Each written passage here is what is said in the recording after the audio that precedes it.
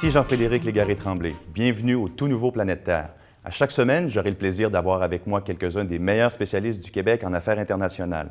Les chercheurs du Cerium viendront autour de notre table, ici, à l'Université de Montréal, pour répondre aux questions qu'on se pose et pour débattre aussi des enjeux qui sont au cœur de l'actualité internationale. Alors allons-y sans tarder avec nos deux premiers sujets, le nucléaire iranien. Peut-on enfin croire à une entente globale? Et le typhon aux Philippines, à qui profite le désastre?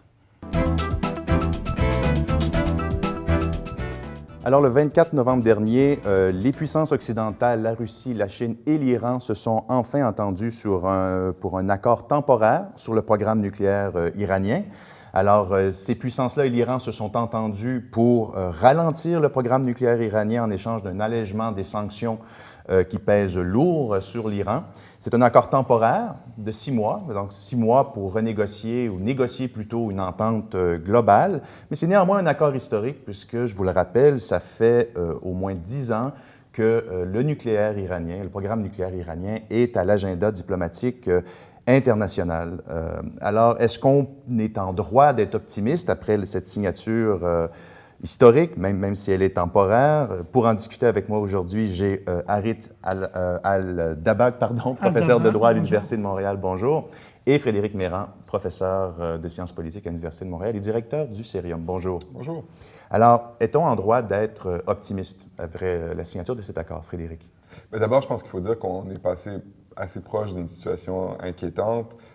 Beaucoup d'observateurs disent que l'Iran était à quelques mois d'être en mesure de produire une arme nucléaire, donc ça ajoutait de la pression. Et de l'autre côté, le Congrès américain était aussi très proche de l'imposition de nouvelles sanctions sur le régime iranien, ce qui aurait rendu les discussions très difficiles. Après, est-ce qu'on est en mesure d'être optimiste? Il peut se produire beaucoup de choses dans les 6 prochains mois. À la fois du côté américain, donc le Congrès américain n'est jamais à l'abri aussi d'une radicalisation sur cette question-là, notamment suite au lobbying que pourrait exercer soit l'Arabie saoudite, soit Israël. Et de l'autre côté, en Iran, mais là, Harit est mieux placé que moi pour en parler, on ne sait pas non plus ce qui peut se produire à l'intérieur de l'appareil étatique iranien. Oui. Peut-être éclaircir aussi, qu'est-ce que le P5+1, les fameuses puissances qui ont négocié avec l'Iran? Le P5+1, ce sont les puissances dont vous parliez. Ce sont les 5 membres du Conseil de sécurité des Nations unies, donc la Chine, la Russie, la Grande-Bretagne, la France et les États-Unis, plus l'Allemagne. Pourquoi l'Allemagne? Parce que il y a une dizaine d'années, lorsque l'Iran a commencé à négocier avec les Occidentaux, elle le faisait en fait avec l'Union européenne à travers les 3 plus importants pays de l'Union européenne, l'Allemagne, la France et la Grande-Bretagne, qui sont, avec la Chine, des partenaires économiques très importants de l'Iran, ce que n'est pas les États-Unis, par exemple. Et donc, quand on parle de sanctions économiques, évidemment, ça a du sens de parler avec les gens qui sont les plus à même d'imposer ou de retirer des sanctions. Donc, les P5+1, ce sont ces pays-là qui sont impliqués dans le jeu depuis une dizaine d'années. D'accord. Harit, je vous pose la question, est-ce qu'on peut être optimiste après la signature de cet accord? Je pense que oui, on peut être optimiste si on évite une intervention militaire, ça c'est clair. Mais ce qui est plus important, ce n'est pas l'accord en soi, à mon sens. C'est un accord, c'est vrai, c'est un accord intérimaire qui établit en fait un système de mise à l'épreuve pendant 6 mois. Mais ce qui est le plus important, c'est en fait ce qu'on a appris à la suite dans la foulée en fait de cet accord, c'est les négociations secrètes entre les États-Unis et l'Iran. Ah oui. Les discussions secrètes en fait qui sont déroulées derrière les portes closes, avec un parent qui a un état de golf assez discret, assez calme, qui est le sultanat d'Oman. Et on sait que cette négociation s'est déroulée là-bas, en fait, à Mascate, qui est la capitale du sultanat d'Oman. Et ces négociations, rappelons le contexte, c'est entre 2 pays qui sont ennemis, qui depuis plus de 30 ans, l'Iran est sur la liste noire des États-Unis, des pays qui soutiennent le terrorisme. Depuis la révolution Depuis iranienne. la révolution islamique en Iran, à peu près. Et puis pour l'Iran, les États-Unis, c'est le grand Satan, Shaitan al-Akbar, c'est-à-dire le grand Satan. Et pour la première fois, donc, on assiste à ça. Et ces négociations, apparemment, elles remontent même avant l'accession au pouvoir du président Rouhani, c'est-à-dire l'actuel président iranien. Qui est arrivé au pouvoir en juin dernier, je crois. Qui est arrivé en juin dernier. Alors, ce qu'on a appris, ce que les sources en fait disent, c'est que les négociations montent au mois de mars 2011, au mois de mars 2013, et selon certaines sources, les premiers contacts ont été établis depuis 2011. Oui. Donc ça, on ne savait pas, mais à la suite de cet accord, maintenant, on le sait. Et cette évolution, à mon sens, annonce en fait un changement de paradigme dans la région. Oui, parce que c'est une région, effectivement, où c'est un peu un euphémisme, où il y a beaucoup de tensions. Mais justement, quel est l'impact de cette relation-là qui s'est dessinée et de cet accord qui est en négociation en ce moment sur les puissances antagoniques ou enfin rivales qui sont présentement en jeu au Moyen-Orient? Bien sûr, si cette évolution-là se confirme, si le rapprochement entre l'Iran et les États-Unis se confirme, il y aura un impact considérable sur la région. Rappelons que les discussions en fait entre les deux parties, ce qu'on a appris, ça reste au conditionnel, ne dépassent le cadre de programme nucléaire iranien pour aborder la question du rôle de l'Iran, du rôle régional de l'Iran, c'est-à-dire l'Iran a beaucoup fait allusion aux États-Unis qu'il peut aider les États-Unis en Irak à travers son influence par les partis chiites ou en Afghanistan. Par rapport à un pays aussi voisin, l'Iran dispose aussi d'une influence dans ce pays-là. Donc, ça peut en fait annoncer ce rapprochement, ça peut avoir un impact sur la région. Par rapport à Israël, on a vu que la réaction était immédiate et négative. Israël a fustigé en fait l'accord et a traité en fait que c'était pas un accord historique, mais une erreur historique. Et aussi, le Premier ministre israélien, en fait, on se rappelle, les Nations Unies a dit que le président iranien, le nouveau président Rouhani, est un loup en habit de brebis. Donc, beaucoup de scepticisme. Donc beaucoup de scepticisme du côté israélien. Et est-ce que ça a un impact aussi sur l'Arabie saoudite, peut-être, qui est un grand rival de l'Iran et un allié en même temps des Américains? Quel est l'impact sur l'Arabie saoudite? Bien sûr, c'est un impact le plus direct. Je dirais, s'il y a un perdant de ce rapprochement, de cette ouverture en ce moment entre l'Iran et les États-Unis, c'est l'Arabie saoudite. On sait que la rivalité entre l'Arabie saoudite et l'Iran, c'est quelque chose d'établi et d'historique. On se rappelle dans les révélations de Wikileaks, l'Arabie saoudite, en fait, qui demande aux États-Unis de couper la tête de serpent, c'est-à-dire de l'Iran, le serpent. Et donc, cet accord-là aura un impact parce qu'en Arabie saoudite, il y a une province, la province orientale qu'on appelle l'Ahsa. Et cette province est peuplée de populations majoritairement chiites. Et l'Arabie saoudite, en fait, craint que cette population-là soit manipulée par l'Iran. On se rappelle aussi que dans la foulée en fait, de printemps arabe, il y a le royaume voisin de Bahreïn qui était aussi touché. Il y a eu dans le Golfe Persique, oui. Voilà, il y a eu en fait une révolte. Et c'est un pays, rappelons-le, en fait, c'est un royaume qui est de population majoritairement chiite, mais gouverné par une dynastie sunnite. Oui, donc on craint l'instabilité en Arabie saoudite, donc dans le royaume. Qui est très proche, en fait, de la dynastie de l'Arabie saoudite. Et l'Arabie saoudite a été contrainte d'envoyer ses troupes pour mater la révolte à Bahreïn. Pourquoi? Parce qu'elle ne voulait pas qu'un pays, en fait, qui était un château fort de l'Arabie saoudite aussi dans la région, tombe aux mains des Iraniens, finalement. Et je voudrais aussi aborder la question de la dissuasion nucléaire, parce que ça fait partie d'un enjeu central aussi au Moyen-Orient. Quel est l'impact, encore une fois, de cette négociation-là? Quel signal ça envoie ou pourrait envoyer sur la question de la dissuasion nucléaire, Frédéric? C'est là où l'impact est, de mon point de vue, peut-être un des plus importants. L'Iran est un pays qui a signé le traité de non-prolifération nucléaire en 1968. Ce traité-là, ce qu'il dit, c'est qu'il y a seulement 5 pays, les EDAN, les États détenteurs de l'arme nucléaire, qui ont le droit de la conserver. Donc, ce sont les membres du Conseil de sécurité des Nations Unies. Les autres pays ont droit à l'énergie nucléaire pour l'électricité, mais pas à l'arme nucléaire.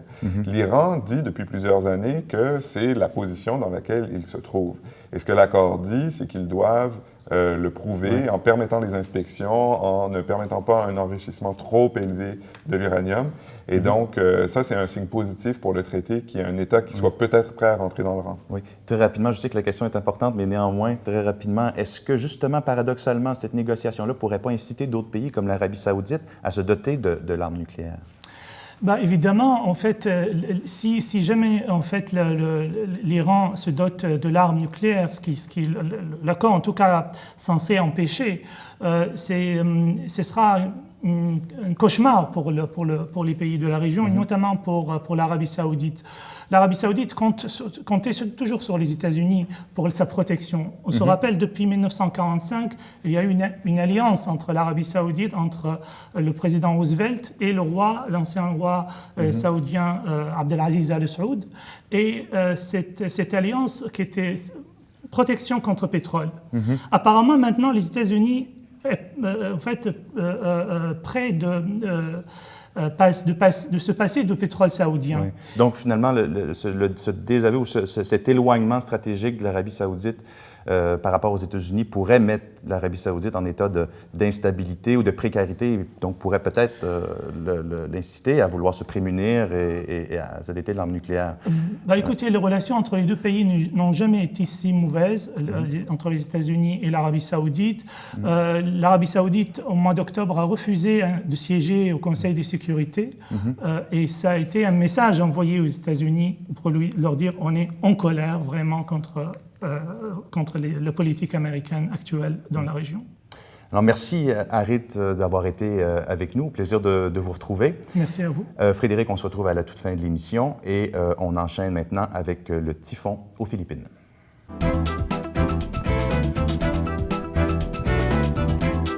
Avec des pointes de vent de 380 km/h, le typhon Haiyan a été le plus intense de la saison et l'un des plus violents jamais vus sur la planète. Il a frappé les Philippines le 9 novembre dernier. Les provinces de Leyte et Samar, au centre du pays, ont été les plus durement touchées. Et des dizaines de villes ont été rasées, dont celle de Tacloban, qu'on a vu beaucoup dans les médias récemment, au cours des dernières semaines. Le bilan humain et matériel est dramatique. 5200 morts, 1600 disparus, 4 millions de déplacés, au moins 6 milliards pour la reconstruction, selon le gouvernement philippin. Mais malgré l'ampleur du désastre qui afflige la population locale, le malheur des uns peut profiter aux autres, et oui. Donc, avec moi pour en parler aujourd'hui, j'ai Dominique Cahouette, qui est professeur de sciences politiques et membre du Cerium. Bonjour. Bonjour. Et Samuel Tanner, professeur à l'École de criminologie et membre également du Cerium. Bonjour. Bonjour. Dominique, je vous pose la première question, tout simplement. Donc, à qui donc profite le drame? Mais en fait, il y a plusieurs niveaux. Je pense qu'on peut parler de pornographie du désastre humanitaire. C'est-à-dire qu'on en a parlé beaucoup dans les médias. Les médias aiment les images de désastres. Ça fait réagir les gens. À qui ça profite? Il y a plusieurs acteurs sur le terrain. Évidemment, ceux à qui ça a moins profité, ce sont les personnes, les victimes, c'est clair. On parle de plus de 5200. Mais que ce soit le gouvernement, les ONG internationales, les ONG canadiennes ou encore les ONG locales, on en tire tous un certain profit. Est-ce que c'est un véritable profit? Il y a des données, des devises, des dons qui ont été faits. Jusqu'à quel point on profite ou on essaie de faire quelque chose, ça reste une question ouverte. Oui. Et là, quand on parle de profit, on parle en termes de réputation, en termes strictement financiers?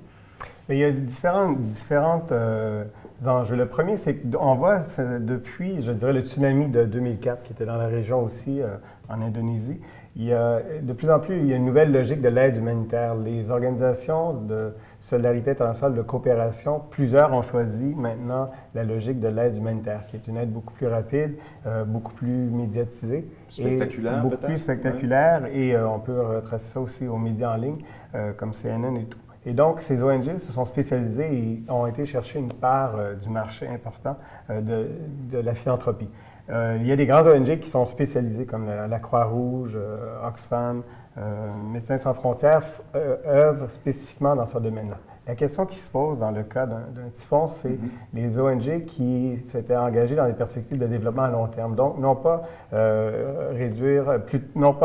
guérir, mais plutôt prévenir. Donc, ceux qui cherchaient à mettre en place des systèmes de prévention des risques. Et là, c'est là où... Infrastructure, régler le problème de pauvreté, par exemple. Oui, et aussi de travailler avec les autorités gouvernementales. Et c'est beaucoup plus difficile d'aller chercher des fonds auprès de donateurs en disant si vous allez aider à rendre le gouvernement plus imputable. Ça se vend beaucoup moins bien. Et c'est vraiment véritablement le défi qui se pose. Et certaines ONG, dans un contexte particulier comme au Canada, où on a réduit l'aide au développement international, où on a réduit l'aide pour les ONG, la tentation d'aller vers l'aide d'urgence est beaucoup plus grande. Et jusqu'à quel point on laisse tomber l'idée d'un développement sur le long terme, ça reste ouvert aussi. Mais toujours dans le cas des Philippines, dans le cas du typhon et de ses conséquences, il y a aussi d'autres groupes peut-être qui profitent, donc plus criminalisés, carrément. C'est là où c'est complexe. Les Philippines sont un État fragilisé, c'est le moins qu'on puisse dire. C'est un État patrimonial où beaucoup du trésor public est accaparé par les élites locales. Donc, qui en profite? Il y a les dirigeants locaux, les politiciens locaux. Qui en profitent? Il y a les ONG locales.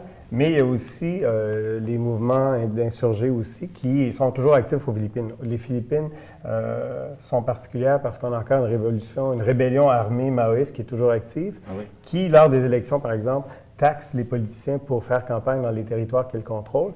La même chose avec l'aide d'urgence. On peut s'attendre à ce qu'une partie des fonds soit rapatriée par ces groupes-là. Et d'ailleurs, ce matin même, le Parti communiste philippin et sa branche armée, la Nouvelle Armée populaire, vient d'annoncer un cessez-le-feu de 2 mois pour permettre des travaux ou l'aide d'urgence de se rendre. Mais on peut assumer qu'une partie des fonds iront pour soutenir la rébellion. Mais en même temps, on pourrait dire que ce mouvement contrôle certaines parties du territoire, donc c'est un État en devenir. Donc ça complique vraiment le travail de l'aide internationale. Qui ne se rend pas finalement dans ces conditions-là, ou pas entièrement à la population qui en a véritablement besoin. Oui, mais le paradoxe, c'est qu'elle ne se rend pas entièrement non plus à travers l'État philippiin, parce que les politiciens philippins en récupèrent une partie. Aussi.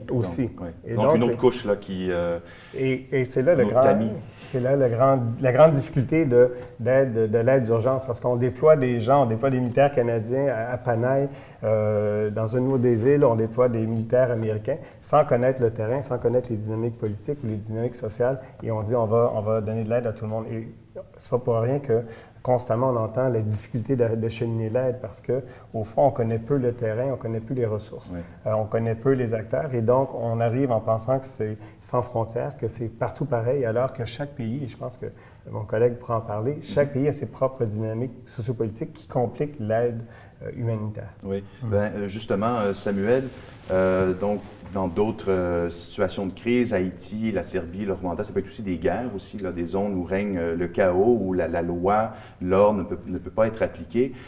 Comment ce désordre social-là, et politique aussi parfois, peut entraîner la criminalité? Quel genre de façon générale, qu'est-ce qu'on observe dans ces situations-là au niveau de la criminalité? Ouais.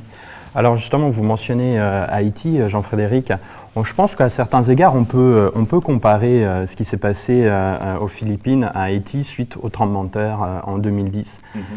Cela étant, ce qu'il faut faire attention, c'est à la chose suivante. Beaucoup de rumeurs. En Haïti, par exemple, on s'est rendu compte que dans les mois qui ont suivi le tremblement de terre en janvier 2010, finalement, très peu de ce qui avait été dit en matière de criminalité s'est réellement réalisé. Effectivement, il y a des prisons où des criminels se sont évadés, en fait.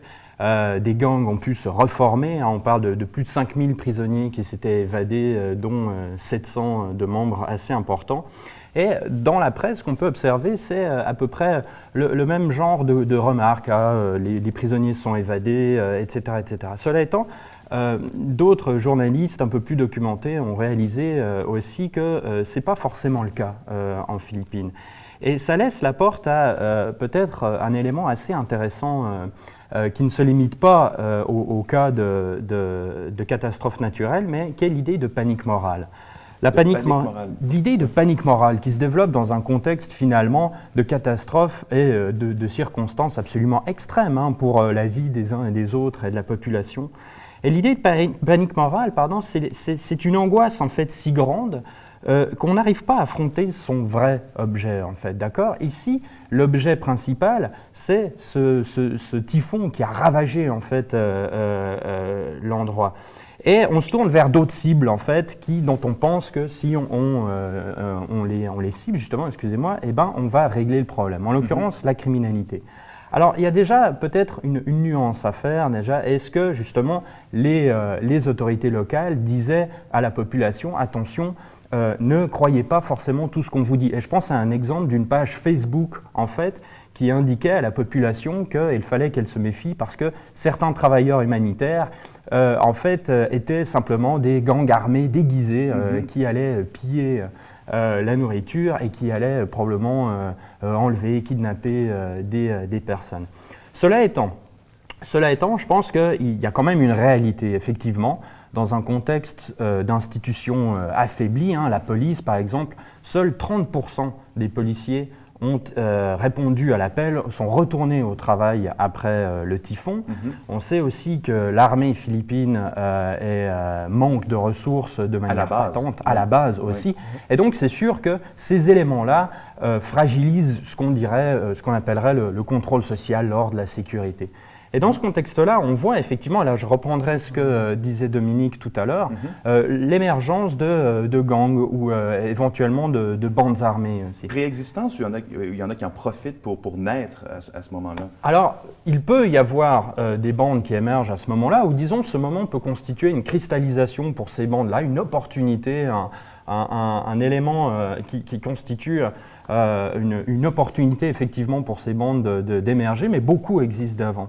Ce qu'on peut observer dans d'autres contextes, que ce soit Haïti ou par exemple dans les Balkans, dans un contexte complètement différent puisqu'il s'agit d'un conflit armé et non pas d'une catastrophe naturelle, c'est que dès lors qu'on s'intéresse aux micro-dynamiques locales, en fait, on se rend compte qu'un certain nombre de groupes criminalisés préexistent. Et pour ces groupes-là, en fait, un principe bien classique en criminalité, c'est pour des criminels de gagner de la légitimité. Et la légitimité, c'est quoi? C'est de répondre notamment aux besoins auprès de la population. Dans un des fois, se montrer serviable. Exactement, dans un rapport politique assez compliqué. Et là, Dominique parlait justement des rebelles maoïstes. Et ces individus, je ne dis pas que c'est eux en l'occurrence ici, mais ces individus, en fait, en pillant d'une part l'aide humanitaire et en la redistribuant à des populations, peuvent faire certains gains symboliques, en fait. Oui. Il nous reste peu de temps. Je voudrais vous poser la question un peu délicate peut-être. On a parlé des ONG, on a parlé de la criminalité. Est-ce que, Samuel, je commence avec vous, rapidement, est-ce que c'est possible, parfois, est-ce qu'il y a un lien entre criminalité et ONG dans certaines circonstances? Le lien, oui, je pense qu'il y a un lien, effectivement, dans la mesure où il ne faut pas oublier que les ONG déploient de la nourriture, déploient des infrastructures qui peuvent être bénéfiques à des individus. Je mentionnais justement la question des groupes armés, pour se saisir de ces biens-là et les revendre sur un marché, par exemple. D'accord. Dominique? Mais moi, je pense que c'est dans le cas de l'Haïti aux Philippines, il y a deux choses. Je pense que les politiciens seront ceux qui vont en bénéficier le plus. Est-ce que c'est des criminels?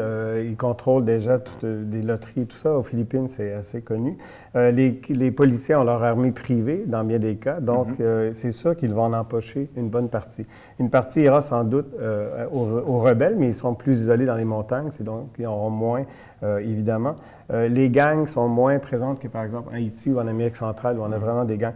Ce qui est particulier, plus organisé. Donc, ce qu'on a vraiment aux Philippines, ce sont des clans politiques qui contrôlent de la municipalité au gouvernement provincial et qui ont des antennes au Sénat et au Congrès philippin. Je pense que c'est plus dans ce domaine-là où on va avoir un accaparement des ressources importantes parce que pour être élu aux Philippines, les politiciens dépensent énormément. Ils entretiennent des réseaux de clientélisme importants.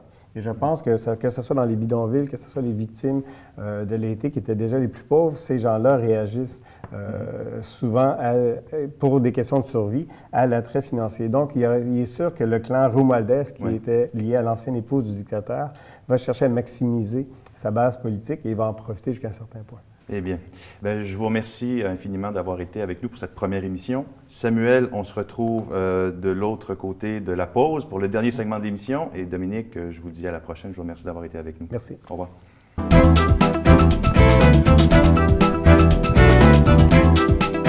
Alors, c'est l'heure de notre dernier segment, le segment hors champ, pendant lequel nos invités partagent avec nous des informations méconnues, des informations qui nous ont probablement échappé au cours de la dernière semaine. Alors, je commence avec vous, Samuel. Quelle est votre information de la semaine? Alors en Norvège, un avis de recherche quelque peu particulier a été émis par Marine Harvest, numéro 1 mondial de l'élevage des saumons, qui propose 60 € à tout pêcheur capable de récupérer un de leurs saumons, puisque suite à une tempête, leur bassin en fait s'est effondré et les saumons se sont fait la malle. Et alors derrière cette nouvelle à peu près vraiment anodine, en fait, se cache un problème un peu plus grave, qui est un problème écologique, puisque ces saumons génétiquement modifiés risquent de détruire le patrimoine de leurs cousins naturels. Et donc, la raison pour laquelle probablement Marine Harvest est si généreuse envers ces pêcheurs, c'est qu'elle risque de faire face à la justice pour ceci, comme quoi les lois d'écologie en Norvège sont plus appliquées que dans d'autres endroits, effectivement. Est-ce qu'ils peuvent être ramenés morts ou vifs? Est-ce que c'est précisé? Je pense que mort, ça vaut plus la peine. Ah, d'accord. 30 € peut-être? Frédéric? Comme vous le savez, les Québécois et les francophones sont très préoccupés par l'avenir de leur langue au Canada, mais aussi dans les organisations internationales comme à l'ONU. On oublie souvent qu'il y a une langue qui a connu un déclin beaucoup plus considérable au cours des derniers siècles, c'est le latin. Il ne reste qu'un seul État aux Nations unies qui utilise toujours le latin comme langue officielle, c'est le Saint-Siège, le Vatican. Mais j'ai appris récemment qu'en Finlande, le latin connaît une résurgence assez impressionnante, dans les écoles d'abord, parce que ça permet aux gens d'avoir un accès à travers l'étymologie aux autres langues européennes. On sait que le finlandais est une langue très, très rare, le finno-hongrienne. Et l'autre endroit où ça se retrouve, c'est même à la chaîne publique, donc l'équivalent de Radio-Canada là-bas, où une fois par semaine, les nouvelles sont données en latin. Ça s'appelle Nunti Latini. Et donc, vous pouvez voir le site web sur la chaîne ILE1, je ne sais pas si ma prononciation est bonne, mais c'est l'équivalent de Radio-Canada en Finlande. Donc, le latin connaît une popularité croissante dans certains États, dont la Finlande. Eh bien, merci beaucoup d'avoir été avec nous pour cette première émission. J'aurai le plaisir de vous retrouver au cours des prochaines semaines. On vous reverra à plusieurs reprises sur le plateau. Merci encore infiniment. Et quant à vous, mesdames et messieurs, j'espère sincèrement que vous avez aimé le nouveau Planète Terre et j'espère surtout qu'on vous retrouvera lors de nos prochains rendez-vous. D'ici là, je vous souhaite une très bonne semaine sur la Planète Terre.